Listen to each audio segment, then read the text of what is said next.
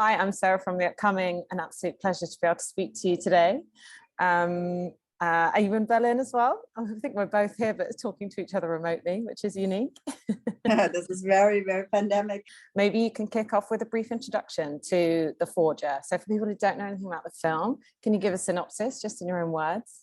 The Forger is really the title of the film. It's about a young forger in 1943. Well, it's about a young Jewish man who really rebels against stigmatization, really. And there's been, so many films, books, and literature about the Second World War. But it feels here you found yet another fresh story to tell. So what was the appeal for you to return to this period of history and to tell this very particular story? Well, I mean, it's not about Nationalsozialismus. There are no Nazis in it, really, because Juma is hiding. But when he's out, he's going there where everybody is. So you just see him like in the crowd, And because he's blonde and he looks at how Germans wanted to look, they always assumed he's one of them, and he just copy pasted their behavior, which is really funny. And I think it shows how every popularism, how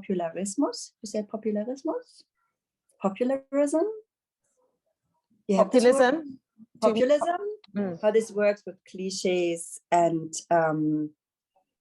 he just put these cliches upside down, and it's that is really funny. The way he behaves when he's surrounded with Nazis, it's sweet, and it's not funny to be funny, It's just the tone of the book that I adapted is Jonas was just really smart. It's really attempting, because most of the Nazis weren't that smart. I mean, some of them were really smart, but most of them were a little bit, So this was a really clever mouse. If you compare to mouse and cats, Jonas was a really clever mouse. And how did you first discover the story? It was in that box. What producers gave it to me, and then I had no time writing it because I was literally just finishing something about the Second World War, and it was really successful, and I was like, I don't want to dig in that time.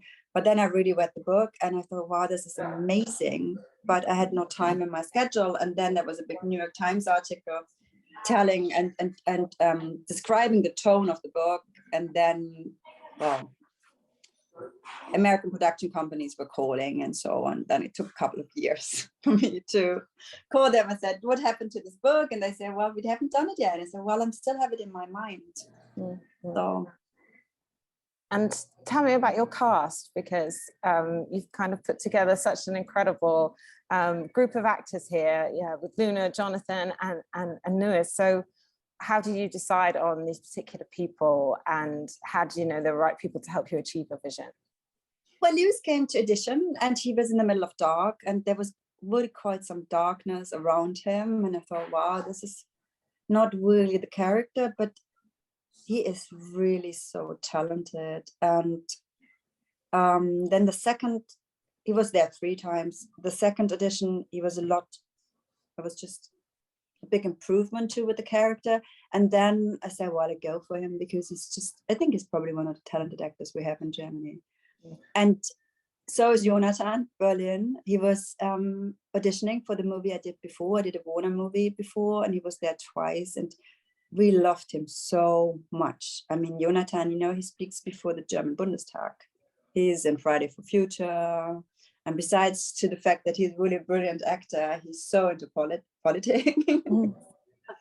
And Luna, when she auditioned for it, and she just nailed it. And there were so many great actresses also there for the audition. And Luna is just so heartbreaking. I think there's something really heartbreaking about her. I really like what she did. And tell us about kind of the shoot, and also like the settings, because I guess they kind of weren't allowed to go out so much, or it was dangerous. So it's kind of kept in, in sort of like smaller spaces. So tell us a bit about the way you wanted to shoot it and how you chose the locations. Well, to be honest, and I hate when we just pretend that we did things we didn't do. We had no money, so we couldn't go out. We had no cars. There were really 3 cars. We're literally circling around the spot. So And when we started, we were, we should have an established shot here, and why can't we do this? And why are we always inside? And how would you get from inside to inside without having to feel like we're in a theater piece? And then I actually watched Moonlight, because they had no money at all, and you forget about it. Really forget about it. And then I thought, well, it's I mean, he was inside all the time, so I choose when he's going out, and it's mostly when he's really in a high mood. You know, it's like, and then it feels so like the sun is in my hair and I'm out. And or it's very, very dark. So he's either outside when he has this, okay, I'm so strong and powerful and I feel so good today. I go out there and copy everyone and copy everyone's behavior. Or they're actually hiding, and Berlin was so dark. Sioma said if there was no moon, you could hardly see your hand. It was just, you could see every star.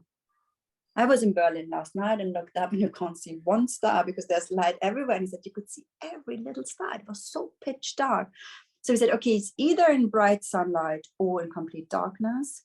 And this is probably what the movie is. It's if he has the power, he just goes there and he's in complete denial what it is. And, you know, we all know what happened during this time. So we don't have to show it anymore. It's not that we pretend it's not there. It is there. And I think the level of racism in my film is 10 out of 10. So no one is like behaving aggressively. There's an amount of racism that is enormous among everyday people. You know, we have the tendency that Nazis are really bad and that there's the good German, there's the bad German. It's not in my movie. It's just no one is really good and bad. Even Sioma has its downsides and you think, wow. So I think most of Nazi films work with good people, bad people. And I think we're all a little bit both. And I mean, Hitler was a hero. Most women, they loved him, they adored him. He was a superstar. And I think also there's a lot of films that, you know, don't really show the everyday kind of reality of it. So that also feels, you know, and of course there's a place for films that show much more of the horror, but there's something completely different about the tone of your film and showing the everyday reality, the everyday life. Yeah, this was so tempting for me because the movie before was in a school that was really for the high-end boys who really looked just like Adolf Hitler wanted the German to look. It was called the Napola, and a bit like, I can't say it because we don't have schools like this in Germany anymore. And it was so like the high end of the Nazi iceberg. And so now making a film about everyday's life was really astonishing. Have you seen the movie? Yes, I watched it online. Yeah. When they're ironing, we found all these crazy things. They had these new ironing, and they plugged it in a lamp. So you put out the how do you call it? What do you have in the lamp? Das Licht, die Birne, the bulb. The bulb, and put the plug in, and then they could iron. And because we found these crazy everyday things, and then Sioma Schönhaus said, in most films about the times, the nice German says hello instead of Heil Hitler, which is not true. Everyone constantly said Heil Hitler all the time. This was really a bit bizarre when we started shooting, was Heil Hitler, Heil Hitler. I'm like, oh, what are we doing? And, you know, what do you hope that people will take away from the film? Because, you know, the fact that it does show this completely different side of the period of history than people may be used to seeing. But even though it's set in a very particular time, is there also something kind of universal about feeling like an imposter, about having to put on a different face, to having to perform? So what do you think some of the key themes are and the key takeaways? Yes, I think I'm so happy the film took so long to finance. It was really difficult because most films about the Holocaust, there's the nice German saving a Jewish neighbor, or it's always someone who's like, has a good heart. And Sioma really literally saved himself. I mean, of course, he had Helene Jacobs and he was in this, but like a blonde German, like when Louis Hofmann was telling friends that he's playing a Jew, they said, you? And you can see how the Nazis put this cliche, how a Jew looks like in our heads, like, and for us, it was so important to say all these cliches and this shit and all this racism is just really nonsense. And if you look at Donald Trump, I mean, Donald Trump, for me, he was the best help I could have writing the last drafts of the film. Like Mrs. Peters, she got the way she is because of Donald Trump. She's completely shameless. And witnessing a president of the United States who is so shameless for 4 years. I mean, I can't imagine how this film would have been under Barack Obama. You know, and this Frau Peters, you know, the neighbor who's just selling all the stuff and then pretending she didn't do it. And this is an amount of shamelessness. This is really, I own this to Donald Trump. Do you feel kind of optimism for where we are right now? Or do you feel sometimes that, you know, one of the reasons we need to go back and revisit history that isn't even very distant history, kind of recent history, it can also be a warning for us right now to not be heading down the same road? Well, I don't see myself as a director who is having a message because, and you know, one of my favorite sentences is, if you preach love, people learn preaching and not loving. I really love this sentence. And I didn't make the movie to say, stop being racist, because honest, everyone who's a racist would never go and see the film. Those people who will come and watch my film are those who don't tend to a lot of things anyway, you know. But I think in Germany, there will be a lot of school classes going there.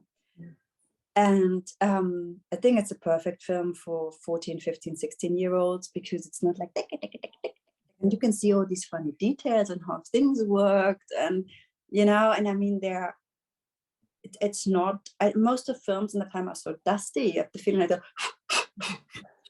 we didn't want to have this. We didn't want to have the feeling that you had like, oh, we get this. And, you know, we just wanted them to be normal and yet behave like in the 40s, because as we found out, we rehearsed a lot, that they weren't talking that much about feelings and things. You know, this is the reason why Gerda starts eating these flowers. I mean, she's so angry and she can't articulate how she felt, and now she's eating these flowers. So we are in the 40s.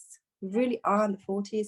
But the themes we're talking about are so the themes of today. So much. I mean, could you believe that 50 million people voted for Trump? 50 million. Yeah, crazy. And I mean, you're from the UK, right?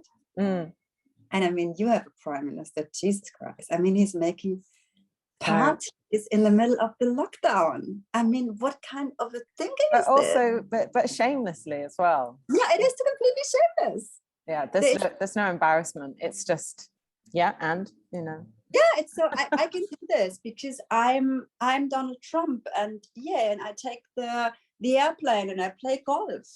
It's so and yeah, sure, I make parties in the middle of the pandemic because I'm in the Downing Street. No, you're in the Downing Street to do your fucking job. No? Indeed. So. And what does it mean to you for the film to be showing here at the Berlinale? And I guess, you know, do you feel that, you know, films that deal with, you know, German history hit different when they played out, you know, on home turf? Or do you feel there's any particular significance for it to be showing at the Berlin Film Festival? Oh, I mean, I love the Berlin Film Festival. I mean, one of my favorite German films ever, Against the Wall from Fatih Akin, won the Golden Bear. And if I go to Berlin and see the bear, I kind of always see Fatih having the Golden Bear in his hand. I love him so much as a filmmaker. Well, I mean, it means a lot to me. It was Thomas' hometown. I mean, he literally lived around the corner from Potsdamer Platz, so he could walk there. And you know, do you know about the Stolper stones we have in Berlin? These golden stones that are on the pavement with the names of those who were deported. And I've just been to Sioma's parents' Stolper stones, and Sioma will get his own Stolper stone now this year. So it is, wow. It is yeah, it's beautiful here in Berlin, that's for sure. And just very finally, do you already know what you're going to work on next? Have you already got something in the works? What's your next project? Well, it's literature. It's called Helle Tage. It's bright days and takes place in the 60s and 70s, which is also, I think, an interesting time in Germany because everything broke, like so, with the 68 revolution. So this will be my next project. Yeah, go to 2 revolutions in it, 68 and 89, really. Amazing. Well, it's been an absolute pleasure to speak to you. Thank you so much. And shame we couldn't do it in person, but we got there in the end online. So, and enjoy the rest of the festival. Well, it's almost over, I suppose. Enjoy the final. I'm going home tomorrow, but hope you have a good time. Thanks for the interview. Thank you. It's so nice to speak to you. Thanks a lot. Hope you have a good time back in the UK. Yeah. Boris Johnson's that's not all out soon. Oh, he's awful. Thanks a lot. Cheers. Bye. Bye. Bye.